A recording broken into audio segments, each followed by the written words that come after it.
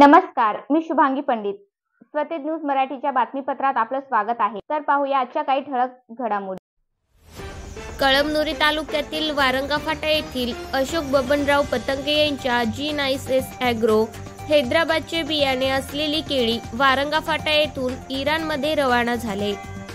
11 ton केळीचे dozen पाणीमध्ये चर्चित पॅकेट वापरून त्यातील पॅकिंग करतेवेळी हवा काढून घेतली जाते व ते एक बॅगमध्ये 13 किलो केळी पॅक करून ही केळी 24 दिवस हिरवीच राहते अशा पद्धतीने बॅग पॅकिंग केली जाते.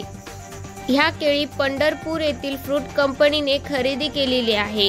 कदली फेस फ्रूट सप्लायर्स आहे त्या पंढरपूर येथील विलास पाटील पंढरपूरकर यांनी या केळींना इराण येथे पाठवण्यात आले आहे. या केळींना नांदेड मार्केटमध्ये 1000 रुपये क्विंटलने मागणी केली असता अशोकराव पतंगे यांनी विलास पाटील पंढरपूरकर यांना फोनवरून कॉन्टॅक्ट करून गाडी लोड केली तर या केळीला 1400 रुपये भाव मिळाला आहे.